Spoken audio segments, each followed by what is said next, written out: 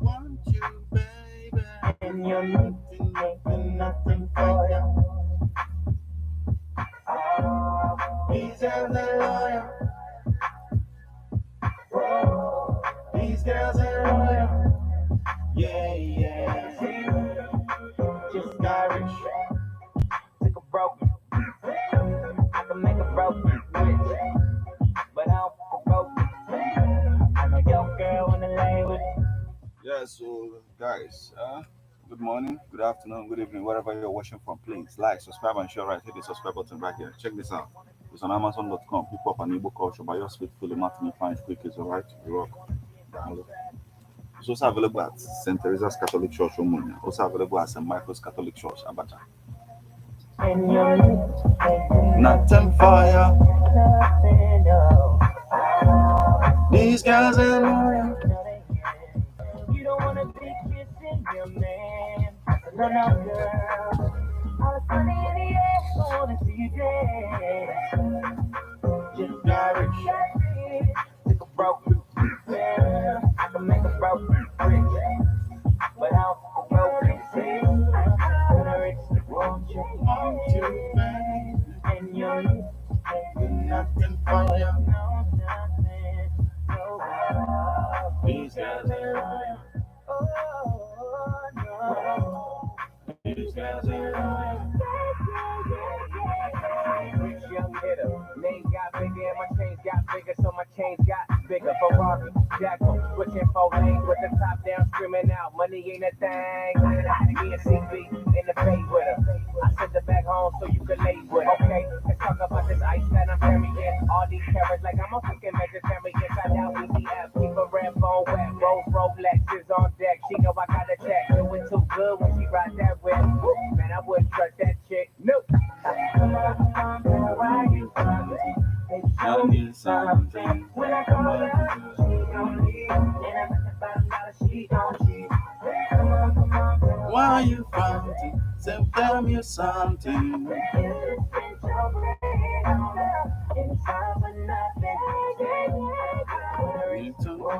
Want you, baby.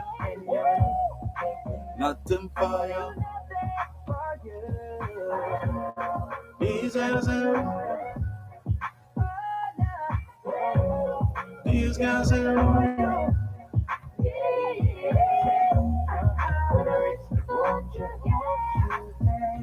And then nothing for you. These guys are loyal. These guys are loyal.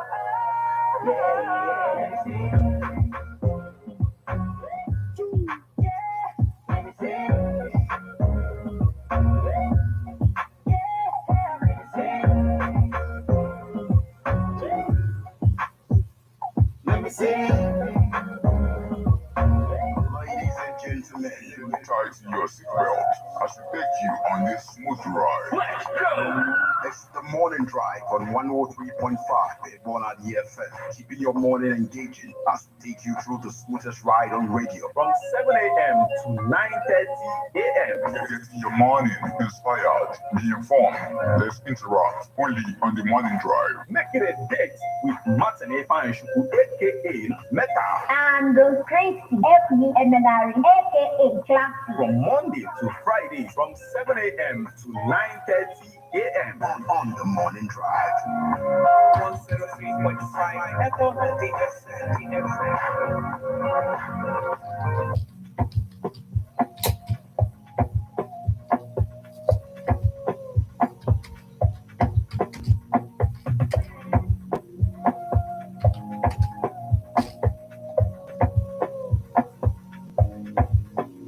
Baby, feel my command, like something. Put that on me, you with your coca body. Feel my command, like something. Put that on me, you with your coca body. But if you're looking for something, not for me. Hold on for me, I know go to me, on it. And if you're looking at fighting, I saw me to look. Tell us on me, oh baby, tomorrow. Baby, corner. waka waka when you enter my chat. Baby, kona, will you give me sugar? La la la. Macho Mona Lisa, Macho Mona Lisa, Macho Mona Lisa, Macho Mona Lisa, Macho Mona Lisa, oh, Macho Mona Lisa, Macho Mona Lisa, Macho Mona Lisa, Mona Lisa, I will keep you off your feet. What you make some time for me, because it's at the end you tap right on for me. We walking next there, please show them your face. Baby, you know you like to my day, girl, you know you're all the day. Give me your love, you can't run away, I can't deny it. One bag of man, them one cup dry. But my love just takes you out. All them I talk about you and I. Nobody listen to them now. I get by the body, play the singer. Oh yeah. If I'm in love, it's for a reason. Ah yeah. Kona waka when you enter my licha. Baby, kona. Will you give me sugar? La la la. Macho Mona Lisa, Macho Mona Lisa, Macho Mona Lisa, Macho Mona Lisa, Macho Mona Lisa, Macho Mona Lisa, Macho Mona Lisa, Macho Mona Lisa.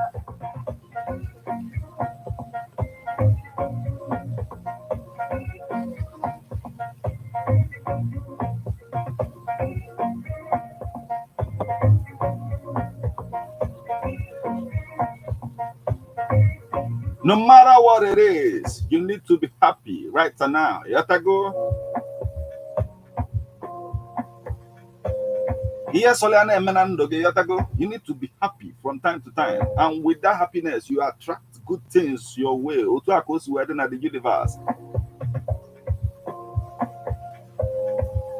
This is how we are balling into this particular edition of Birthday Splash Nebon at the 103.5 FM. Yes, I'm a businessman.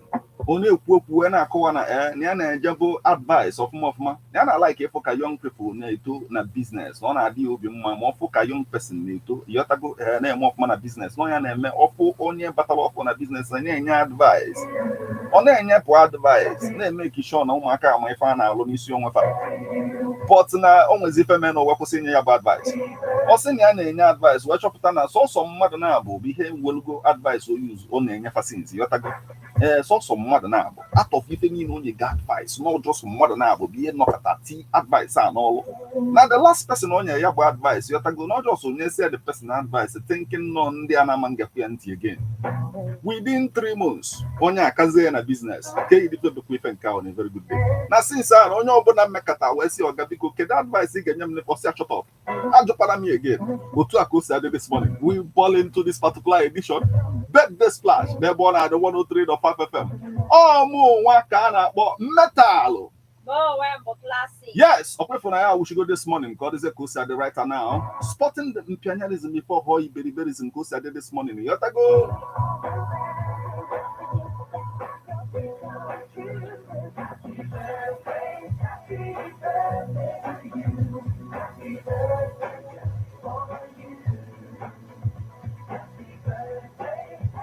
Akoko oti kpoju nke ikpeazụ a yatago portable ji aka asị na egwu oge agụsị kịta o Spider-Man otu osu wee jos gụọ gate a mgbe ndị polisi si ya you under arrest o jos gụọ gate aka ife amala ihe na-eme n'ọnọdụ at the other side of the gate ndị polisi na-achụzi ọsọ ya nwe wee sị na ya agụ egwu wee bụrụ Spider-Man otu o si ebigodo aka n'isi onwe ya. A lot is happening and we'll talk about all of that because this morning, but you know the time it is. This time is the time when we get to celebrate the beautiful people. Ndike celebrate this day.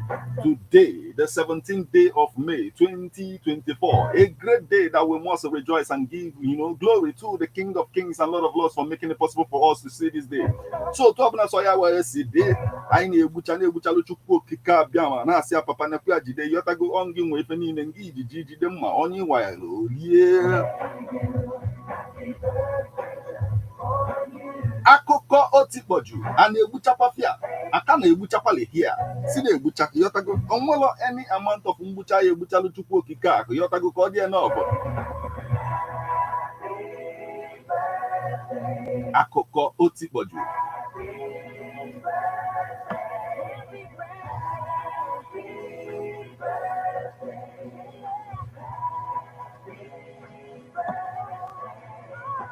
The first person I get celebrate to go to Nototo Webulu Page Tuko. She is turning 59 today. She is an actress in America, born May 17th. And I see again this morning.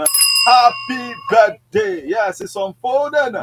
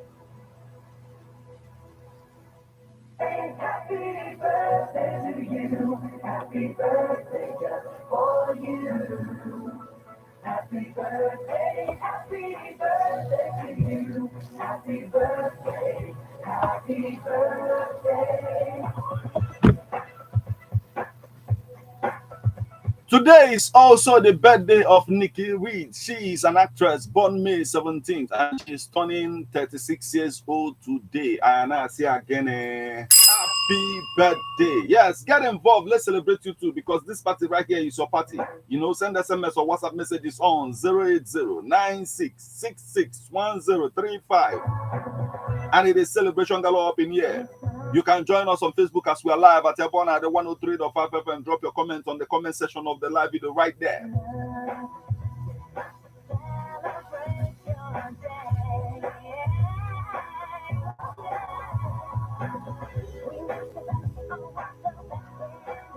Opakitafu, I Precious Norma on our Facebook portal, and she says, "Good morning, Metal and Classic. My name is Precious from Ogidi. Happy birthday to all the celebrants. Today, I wish them long life and prosperity, more blessings to them." Yes, I need celebrating it too, you know, for joining us this morning. In your account right now, Precious Norma.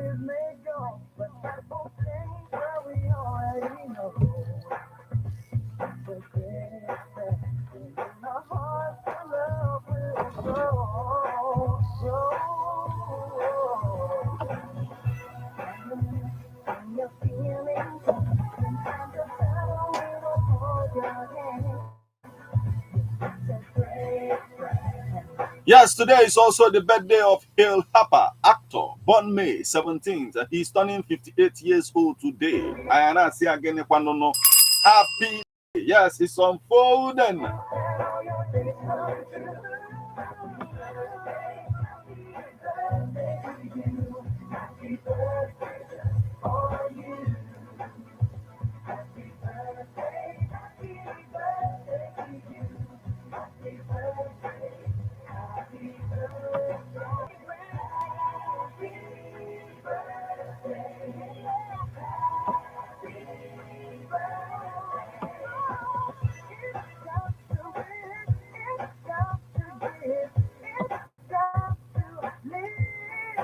Yes, if we look back into history, we will see that today is the I'm back. And I see again this morning, happy birthday. You have to go just to celebrate that greatness right there. Akoko Otikpoju.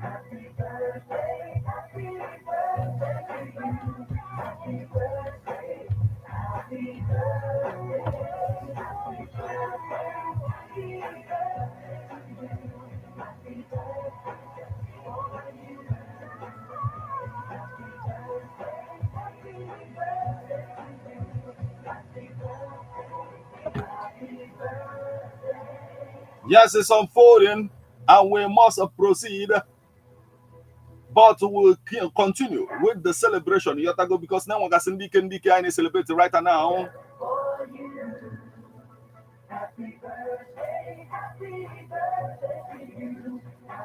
I want a message in Naka, I think this one is coming from famous Christian, and he's joining us from Agluzibo, and he says, if it's a village Agluzibo, and he says, happy birthday to all today's celebrants. Congratulations to them all. Akoko Oti Boju. Neni Ajide, my brother, for joining us this morning. It is unfolding. If we're gonna get involved, let's celebrate you. This morning, we celebrate anything, anniversary, birthdays, anniversary, you have to go chieftaincy title. We are here to celebrate with you.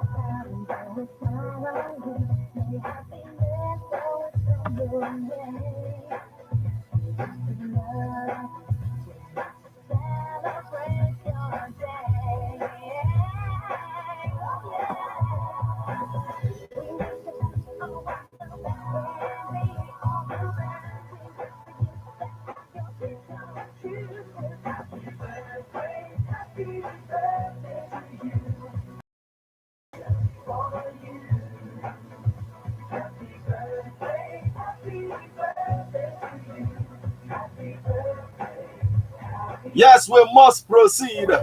And this morning, Proverbs 3:13-14. When we had the okay, yotago or the important, and I be fine and to a kind of carrying nine or say, blessed are those who find wisdom, those who gain understanding, for she is more profitable than silver and yields a better return than gold. So on other yotago madina may help salo ihe gunuche. If you get muddy act maturely, on your be found on a very good day, and you cannot perform in that manner. Mobile if you got the mind, if the mind you need. So from time go to St. Teresa's Catholic Church, it is available there. You go to St. Michael's and Catholic Church, Abacha, or the there too. It was that never at the 103.5 FM. You have to go. It's time. Let's get ready to roll.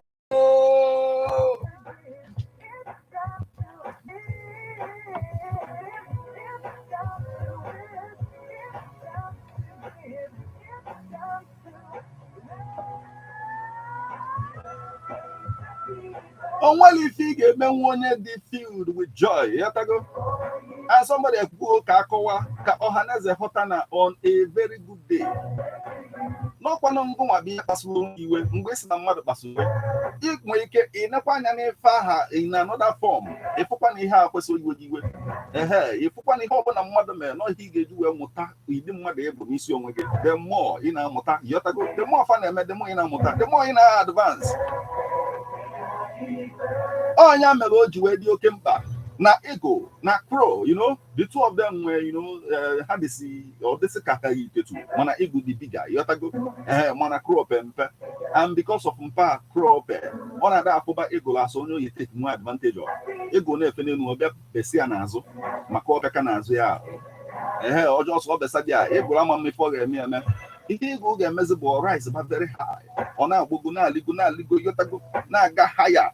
Organize high on webe lu crow that person now come up on much people webe or if no one goes so he move up in wisdom and all of that Utaka is where surpass to say no. This said Akoko Otiboju. I want a lot of things to talk about this morning and Akoko Nkizi Ayeju Mabatano Totua Webolo Ifene make it for Prince Harry Biase Nigeria.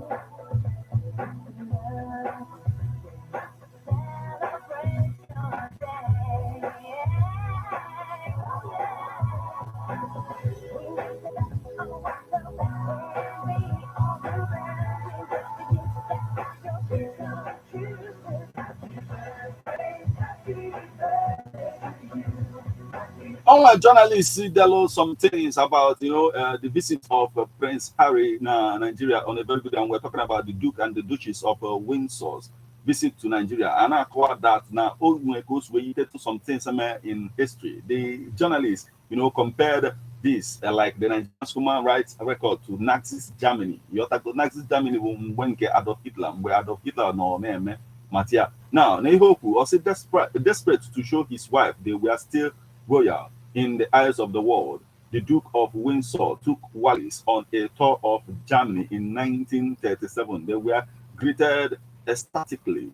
Nigeria's human rights record is not far short of Nazi's Germany's. So on Akwana, the Duke Nkochie Mba Bokbolo Munye could prove that normal pay follow at the end of the day.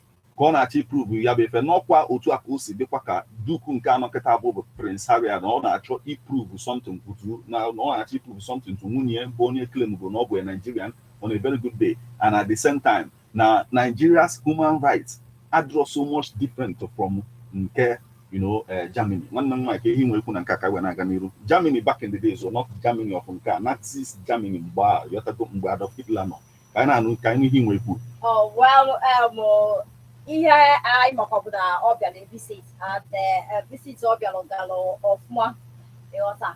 So and ọ bụrụ na asị ka enyewe anya ihe mere ịhụrụ most times anyị na-anya dịka gasị na ihe eyitewelụ, but anyị maara that na nke ọbụla na eme n'oge nke ya nwekwalụ ihe o jiwelụ dị ụna dị. So and ọ bụrụ na isi ka idewe mebi na ị ga-afụ similarities ị nwere ike ịfụ na nke na nke anyị dekwalụ, but ụbụrụ otu ahụ maybe ga majority of us wee na-afụkwa ya. I feel kind of a peace, visit. Ihe mellow with so much happiness and joy. And go when you look at Nigerian military and some of the things. Also, Robert's kind of yes, I also check where man, I got kind of monitor quite a lot of things, and after all, and the one about what I move forward, I move up and forward. Anyway, all the go you see the battle to a why filo na this one is international matter. Only mind think related to Nka. Manaketapo I na celebrate with the rapper English. Yotago 15th wedding anniversary with Munyebo Monachimso.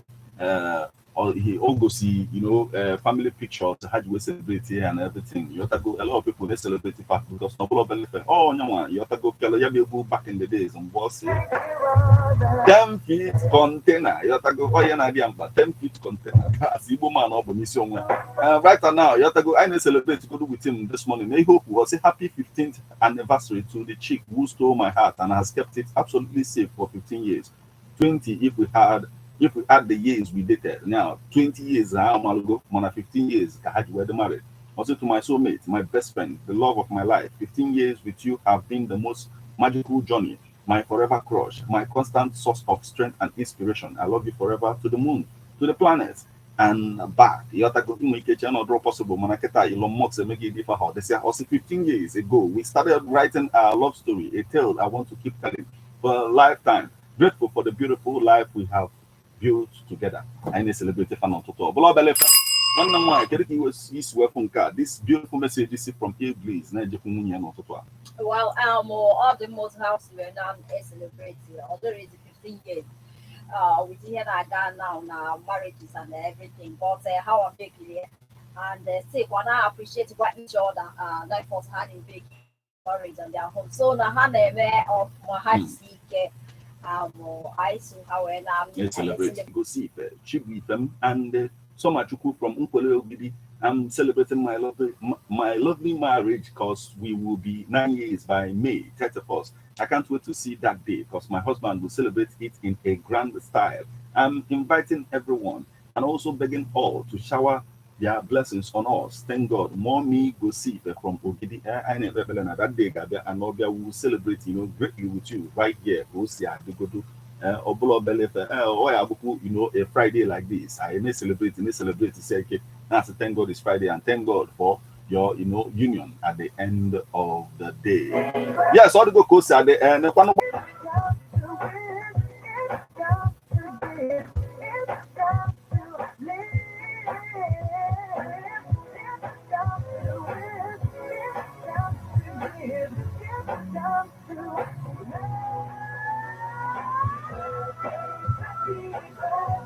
Obola Belefa.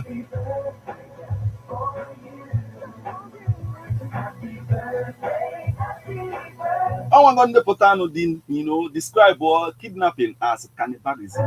Yeah, no gonna name kidnapping because only me get no matter. Not how the care on a very good day. Even though we go ransom on a tanissonia, not the only no matter. Not for the care on a very good day. You have to go and kind of we penny na. On the tell I in a movie ever or so I kidnap nwa nwoke ya na-akpọ ya na phone na-asị ọgana anyị dịkwa nwa gị nwoke o if I anaghị 10 million just go 10 million na ọsọ pesa my brother daalụnụ jisi na ike ala afọ m kunsi agba mbọ jidesie nwa ya ike na nwa na-enyesi m nsogbu ike a lot to talk about but akụkọ ọzọ yọtago mọpụta n'ụtụtụ abụọ na the popular Reverend Father Ama na Anambra State bụ Father Buzue a na-akọwa na kidnappers kidnap ya and anyị na-ekpe ekpele n'isi na-ayọ na Chineke ga-eme ama ka afụkwa ka esi wee secure his release at the end of the day ka ghara inwe akụkọ ọjọọ ọbụla n'ime ihe a na ọ ya ejesikwa nata and we all give glory to God. Nwanne m nwaanyị kedu ihe inwe ekwu na nke a ka anyị wee na-aga n'iru still akụkọ ahụkwa n'otu ọbịa ọ dịrọkwa mma ịnụ na ntị atọ that Reverend Father bụ onye ekidnapụ just like that na-akọzi ya akụkọ ụlọ anyị mara ihe gwara anyị n'akwụkwọ nsọ ka anyị yalụ imetụta ndị echere mmanụ aka atọ just ka anyị hapụrụ ha touch not my prophet and do them no harm. so abụrụ ma ndị na-eme ụdịrị omume a uche ha dịkwa n'ihe a na-eme yes because na onye a bụ onye ikwesịrị no matter what ife ịsọpụrụ ya inye ya efe kedu ka anyị esi wee bụrụ ụdịrị akụkọ ka anyị na-akọ na Anambra steeti n'oge dịka nke kịta so na ya bụ akwa dịrọ ma dịka isi wee kwu anyị na-arịọ Chineke anyị so na-ekpe ka enwee ike fe onye ọbụla bụ ndị ji emo ihe ọbụla ebe ọbụla ọ nọ ka Chukwu metụta aka n'obi ka ha lapịa ka ọ nabala onwe ya jejeli anyway ọ dịgo ka o yesiri na asa ka anyị na-ekwu ife niile the police spokesperson na Anambra State bụ Tochukwu Ikenga akọwa na police eswegigo into action na ha na-eme ihe niile fa nwere ike ime ka emeke sure na secure release of that Reverend Father Buzue.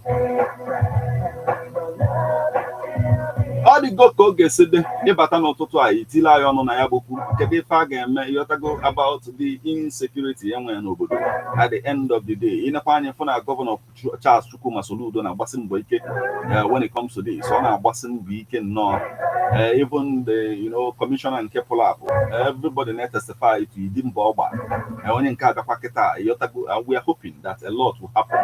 Ọ dịgo ka ọ ga-esi dị n'ụtụtụ a na-esonfolding akụkọ ọzọ anyị ji wee mabata wee bụrụkwa about kidnapping now. The man ama as Evans, a billionaire kidnapper, on an opt for plea bargain.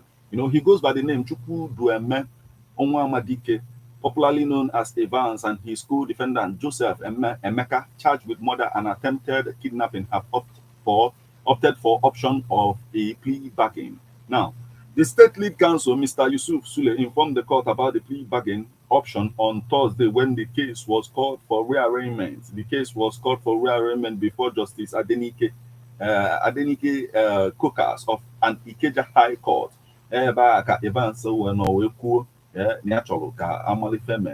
Like now, Sule informed the court that the case was for rearrangement, but he was aware the defendant had applied for a plea. The prosecutor, however, said the plea bargain terms were being considered by the Attorney General of Lagos, Mr. Lawal Pedro. So, faculty he put you up at the end of the day. Mana, I know, no, maybe on a show some leniency, from the entire thing at the end of the day. One no I can even come, but I'm saying you have to go. I'm exactly if I'm saying all about. Well, Okia, also now, there no yabife.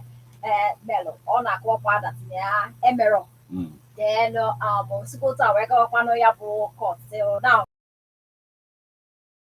na ihe dị na ya bụ na otu ha na-consider mana ihe dị na ya bụ okwu bụ na anyị na-ele anya ka ịfụ ka isi wee mee the whole thing ka amalụ nke bụ eziokwu na ya bụ okwu because na dịka o si wee na-akọwa and with ihe na-eme n'ihe ndị kidnapping and all those things onye ọbụla na-feel like why not ka anyị malụkene ihe ọbụla na-eme mana ọ ga-adịkwa ọ bụ na ebecha ya bụ investigation becha everything find out nke bụ eziokwu n'ime then ọ bụrụ na aka ya dị ọcha anyị afọbụkwa na aka ya dịrị ọcha amalụkwa Mana- onye a bụ somebody everybody confirm go yotago enweghị a lot of people tụrụ ya aka o nwere one man si Nigeria gbafuo gba na US nọdụ na US a na-eme interview ebe ọ na-akọ akụkọ ife ọ gabiga n'aka Evans ọ na-ebe akwa mpa mmadụ ya ukide mmadụ ọnọdụ na-egwusisi anya mmiri ife ọfụ ọ na-atụkwali na-asị n'ọnya na o mesịala efe n'ụwa ife o merie mgbe o jidere ya ndị mmadụ chee na-egwuregwu now the thing there is, you know, a lot of people know kita na say if was in Nigeria, no, you didn't matter ke kwesi ju set a good example. Can the na kidnapping leap also from kidnapping on a very good day. You have to go, oh yeah, a lot of people they cook it and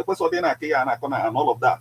But I have onye were right. You have to go, everybody were right. Manya man onwe right thing here on a very good day. So I am an media trial. I got up the court ka hajila ka fame kwesi me. Mana in one way or the other. Muna gi eti onu na ya bo kuko sound food right about now no totu aguru. You have to go ebata eba ifilo na mata Evans nke ibazu a. Putting in mind if I na akwa ka na emesi around us. Amaka onu onye kwuru okwu si na this man efo na ụmụaka mụrụ ọrụ n'aka ya na kịta na ifefa was the grandmaster kidnapper. Keta afọ as I'm talking to you. What go kusi ade? Ebata eba ifilo ihe niile na.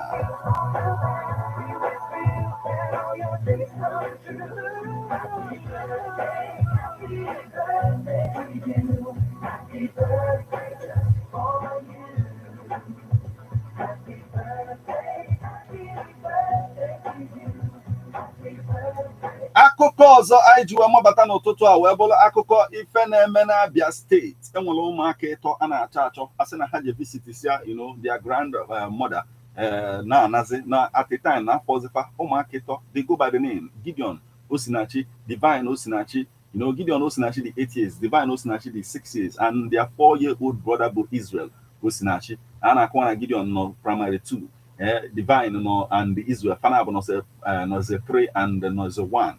You have to go ahead. So it was gathered that members of the community went to the commercial, cyclist association to inquire about the fleeing cyclists, but the leaders said they had no member with such a description. So if we now some of these things, but it wash out on a very good day. Like Oto Eswe Jokunde cyclist, or Okada Gafe no way, Amalo Nkebunke on a very good day. So that I draw Fafa Amalo. All you had in here, Wabolo Otu Aisianopa, you have to go some places.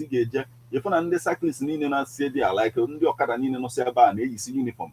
You have to go on your CCB, Amalo, CCB. You have to go with any now. Bologasi family we keep make see as a society in order to keep ourselves safe. Now, Mamia, Nebakwana or Haneze, Katinya Kakamani Fagame, also on that Friday, my mother-in-law put them on motorcycle and paid the cyclists 100 naira. The children's school, my mother-in-law's house and our house are within walking distance. Manonyo Okada hate easy. Nya na Okada akubushi ya uluzio maka siziaba awazia. Manno nwa ikere ihe nwere kuna nkaka gwa na aga. Well, if over na ya before after go be careful there. Na ọwọrọ wo mi ọsẹ ni duku iti we tinye kwa ka awe malo nke ọwe na ebe this summer.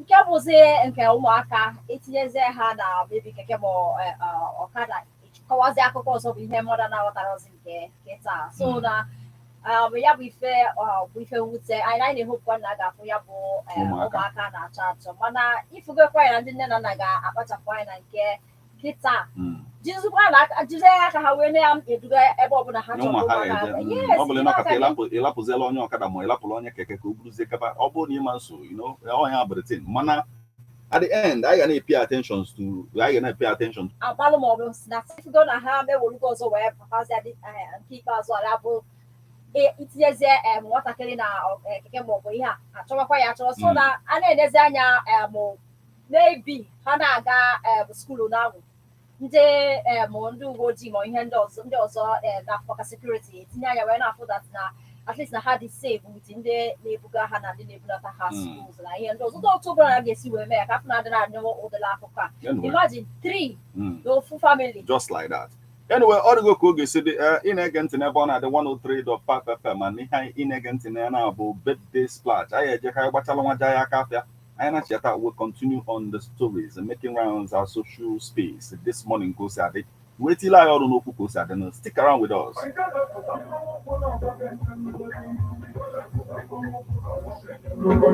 Country people, another one opportunity don't land for you to secure your own landed property for better location with more money before price go carry you go where you don't know. This one na legit info from the stables of Robin Faith Concept Limited. I know say you don't submit that name by now. Robin Faith Concept Limited now big name for this real estate business. We get the track record and we dey deliver for everything we talk. Now we bring you Blessed Garden Estate, phase 1 and phase 2. Now we still bring you Airlight Garden Estate and Unique Garden Estate. All these estates, they're the capital city of Delta State, and people when sabi levels don't buy them finish. But no worry, because land no dey finish. And our work, now to direct you go where you go get the best value for your money. This time, we don't carry and come your domot with the brand new Royal City Garden Estate, Utulu. Just 2 minutes from Akuku Igbo local government secretariat. This one now confirmed premium estate when you get with small money when no go turn your eye at all. Just 450,000 naira for one plot inside our special promo when they on now from now till 2 weeks time. This estate dey for Utulu off Asaba Benin Expressway, just 2 minutes from Asaba Housing Estate and 5 minutes from Wichtech Group of Companies. Royal City Garden Estate dey for good location when they say na only 20 minutes e go take from Coca Junction flyover, 10 minutes from Asaba International Airport, and e not far from the express road. For inside Royal City Garden Estate, you go enjoy light and water 24/7. The environment clean and the day serene for you and your family with good road network and street light go dey shine for every corner. You no go worry about security because solid fence dey around the estate and security men when them train wella command the gate 247. On top that one, recreational center dey for your 03. That is 081 68 32 24 03. I say 081 832 24 government approved decision where go show say even government confirm wetin we dey do. You no get anything to worry about. Now we dey run am. If you no get all the money to pay now, you fit dey pay small for the one where they call installment payment plan. What the advantage of this special promo when they on now unto say one plot of land will be 464 square meters now only 450,000 naira. Because once this promo ends, the price will increase more, and the promo now just 2 weeks it go last. Secure the future for you and your family. Buy your own land today. Make yourself become landlord inside the new Royal City Garden Estate. Utulu will be only 2 minutes from Akuku Igbo local government secretariat. Come our office when they inside the 32 2403. I say 081 68 32 24.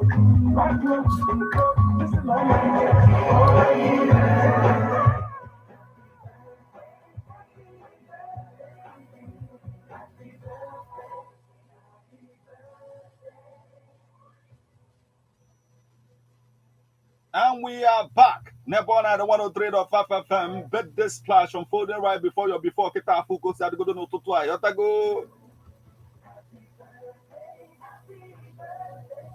Yes, someone working now to basketball na US. Or we're not at two and I soccer at two things. Get is we put a soccer in this, you'll be a soccer in the other one. Soccer in the sense that no you lose in a country. So is when I send a very good day. It's all on the hello. On a bet the splash never on 103.5 FM kind of Kita classic you got called the 102 when I got on the state. Classic. Okay. So I'm kind of level akụkọ ebe anụ nọ na ụlọ ọgwụ so nwunye ya wee bịa wee were fon ya wee were ya na-apụsị apụ o wee kunye na ya bụ ụlọ ọgwụ wee chụbụ ya not your phone, yeah. Mhm. So we see her phone now this time around. I got phone, you want a phone. One day you work better get hack, one day you work at Jenna, one day got what you stay with my fingerprint, my Anyị na-ama mkpọchi ịchọ ka ebunye mmadụ n'ike. Na wow, anyị akpọchikwa ya bụ phone. only the sọrọ ya bụ nwunye ya bụ phone. Otu ọ tụbara ya. Ịma nọ nke ewelugbo ewelu mere o ji wee nọdụ n'ụlọ ọgwụ a. Enwere ka ọ bụrụ na ewelugbugo ịghọtago welu phone ya na-apụ ọmalọ.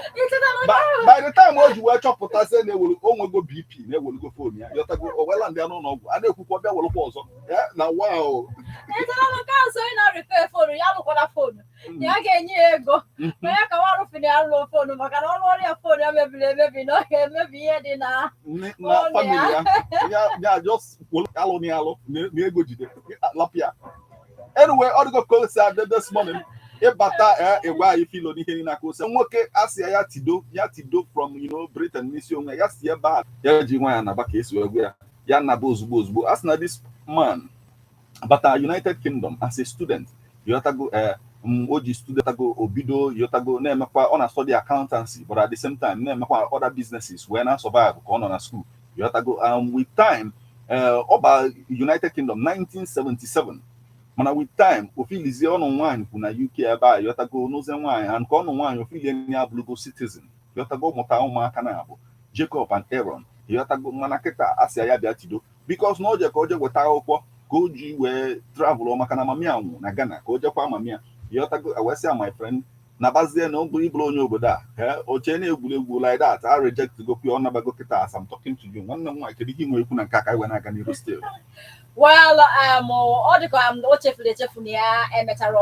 akwụkwọ ya otu o si wee kwesị na-eche that otu ọnụgoro nwaanyị na otu obigo for a long time na ihe niile ekwesịgo mana anyị mana ha nwere process otu ha si aga before e bụrụ a citizen so na ha na-eme expect na ọ kwesịgo imechi ya and mana ya nwa dịka o chefuru echefu omebi na ọ ghọtara otu o si wee kwesị isi wee dị but whichever way I think ọ ya bụ ihe dị na ya ọ nwekwa lọk n'ụzọzi ezi awara ya because ọ nwere ụfọdụ ka ya na-abụ ị ka na-alitu na airport ka na-anọ day or two asị gị keda papers gị from there ọ bụrụkwa ụna ngwa ọ bụgodo na otu isi wekwu ya ka o si eme this man recognize ya nye police bravery medal na 2007 na ọ fụrụ onye ori ka ọzụ mmadụ ori wee jide onye ori a debe na mmesịa recognize otu a anọkatakwa wee sị ya bịa tido ya bịa ka ọ nabakwa na wow ya bụ ihe dị with ebe ahụ na ihe dị na ya ọkwifu otu esi wekwu ya bụ okwu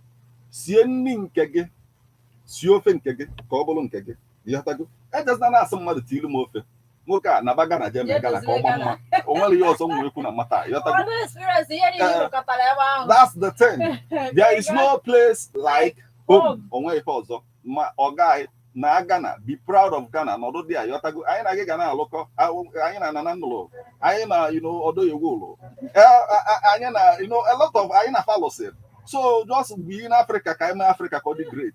Yes, it is what it is. Ịbata n'ụtụtụ anyị gwa anyị filo n'ihe niile aka o si ahụ food right now akụkọ ọzọ wee bụ na the singer Portable na-echi igbuli izi egwu kịta because na polisi gara aka ka ọ na-afọ ọgbụ Spider-Man ka ọ jọọ lie n'u gate chap and otu o si welia dị gate dị ihe karịa obi o wesị mfat na ya bụ Spider-Man eziokwu kwa ka si gate a chap ọ bụla obele ife a lot of people emego skit yotago just otu that man si welia gate just na police can say this is your warrant we are supposed to police tizi aka ka o wete handcuff onye ọ na-agwa na ogo n'enu gate anyway all the ko say ọ na-achị drop egwu kịta say no Spider-Man bụ afọ so in some places some people say no Spider-Man yeah spy go there ka emale for na-eme anyway all the ko say this morning ịbata gwa ifilo n'ihe dị na ko say on food right now. Yes, I went up on a message n'aka ndị mmadụ n'ụtụtụ a nweta message n'aka ọzọ Francis Nnamani from Amagunze in Enugu State and he says good morning Metal, thank God it's Friday, happy birthday to all those that are celebrating today, wishing them sound health, long life and prosperity. Yatago otu aka o si adị this morning nebodi ajide my brother gbaga ngwa bechana anyị na pota 070344593. Yes. Good morning, my sister. Kya came in n'ụtụtụ a? Ndewo. Nebodi ajide nọ nke gba first no. Welcome. Okay, na aga n'iru nwanne m nwaanyị. M na-etinye ọnụ na nna-asị ka Chineke na-agọzi anyị niile tata n'aha Jizọs. Amen. So m na-etinye ọnụ na nke anụnwa ụlọ kwupụta gbasara dis man nọ na hospital. Nwunye wee wetu ya pụba. O wee si na hospital na bed oji na adịrị ya. Wee tinye wee tụba nwunye ya ọsọ. Ụlọ ife ha tinyere na fon abụọ ụmụ nwoke. Ụmụ nwoke karịsị ka ya na-emekarịsị. Ha adịghị ekwe ka a gaa na fon afọ. My darling husband adị ọkụ ya ahụ. Ka m na-agba ịgba n'akụkọ m na-anụ ọ dịzi too. O nwere otu Facebook niile ịghọtago your wife gaa na fon gọọ ọfịọ a ga-eji ya nsogbu mmadụ a na-eji emegasị ọtụtụ ife gị otu nkịta na wee were maka wee si na hospital bed iji na wee sọbi ya iwee na-apị anya kedu ihe niile anyị na-azọ na ọ bụ otu tụrụ ya adịkwa ya meta ọgbapapa ihe ọ na-achị avoid ife a bụ anọkọtazi ebe odine na hospital bed ofu onye abịa kụọ ya aka n'isi si kedu onye bụ ife a kedu onye foto ya bụ ife a okay. Yes. So nke ọzọ biko nna ya ndị a ya wee na-afọ our daddy. Yes. Otuo Reverend Father Bruce. Hey, na pesa tipo onwe ya nke ọzọ. Biko idele m dị n'ala ana m ayọ ụmụ biko rapụ na ya. Yes. Dịka unu na-arapụ ya ka Chineke nna gozie unu gbanarị unu mmehie unu niile n'aha Jizọs. Amen. Dalo. Mama, thank you so much for joining us this morning. Let's hear from you right now. Can you hear me? Hello. Hey, Okogo. You look to my brother. No. Good morning, sir. Hi, them. Hi, Kiana.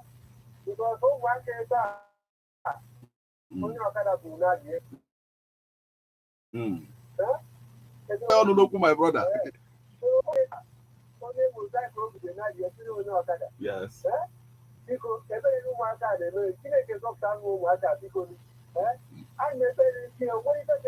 Yes, so.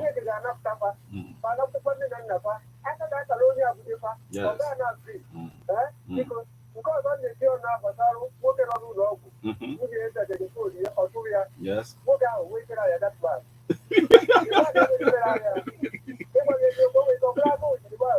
Ma ọ je enwe bed rest ọ chọrọ izu ike from family afa abịakwa ebe abịa iwel phone ya again.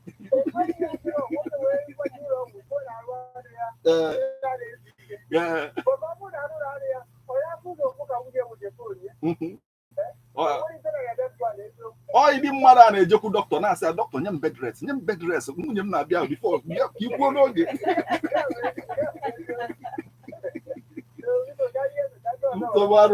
Thank you so much for yes, thank you so much for joining us this morning. Let's hear from you right about now. Let's hear from you now. Hello. Hello. Yeah. Good morning, my sister. Good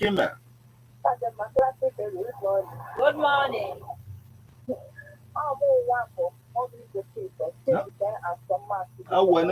My sister, no.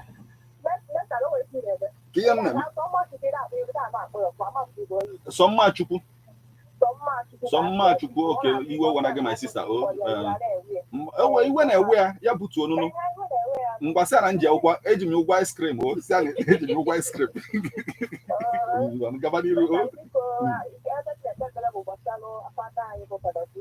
Yes.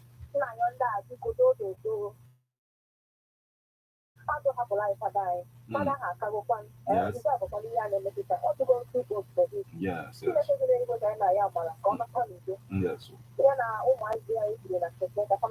Nabia State. Yes.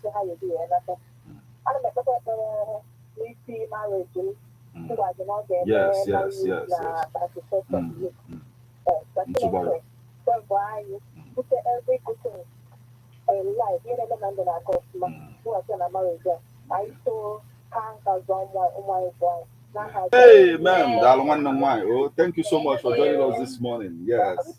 Let's see for 07045592210. Hello.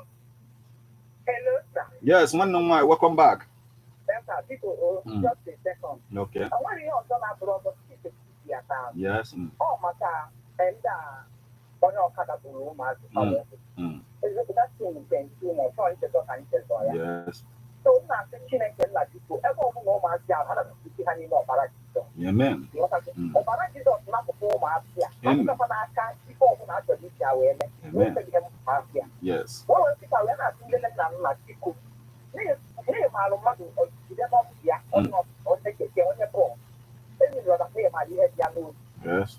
What did you like? I get over on the down. Therefore, I suffer. But so this is also a day, only we say, oh, yeah, why am I going to do? Yes. So, Kachina can laugh people, not so much, and I had to go. Amen. Amen. Yeah, amen. Chineke emezu Dalo, nwanne thank you so much for joining us again. Let's hear from you. Hello. Hey, my brother.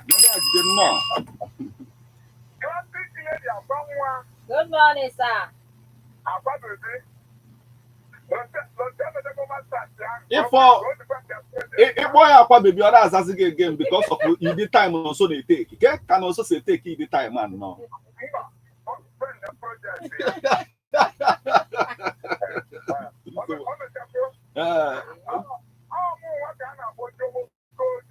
Yes. Gabaniru sa o.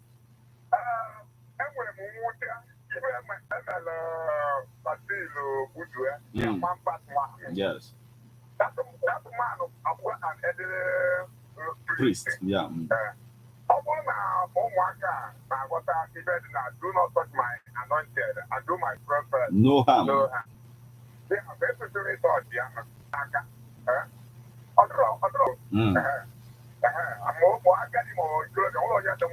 Yes, it go to Mara Paladroma. You do so level. So she can Metuva Canobi. She can put your Okuku no Metuva Canobi. Yes.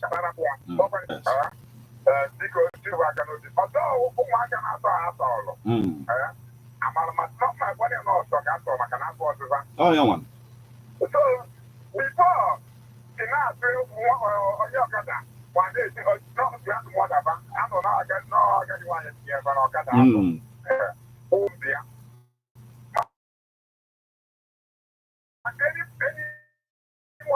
Anytime from now, before you know, all kind of balloon wagon, some of the matter. I got always people don't like the day I follow. One of the following place, you might be telling me, you know, but you know, my lord, you didn't have to come wagon.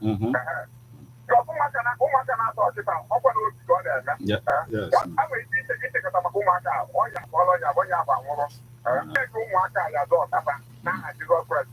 Amen. Dalo, thank you so much for joining us this morning. Yes, let's hear from you right now. Good morning, ma.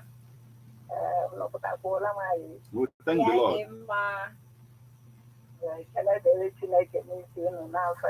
Amen.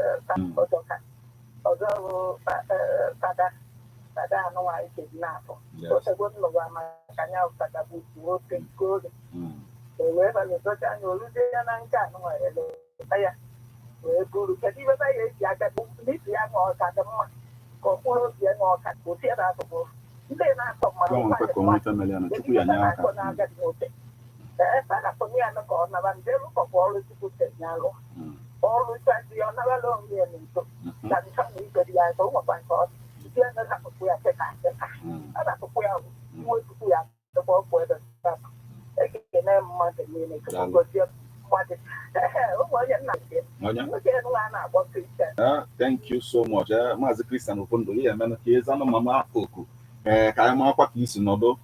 Let's hear from you now. Hello.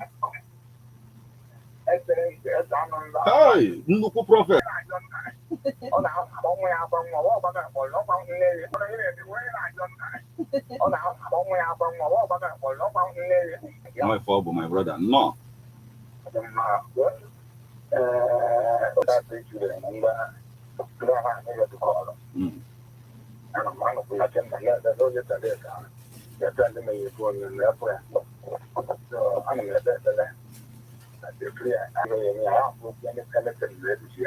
Amen. Amen.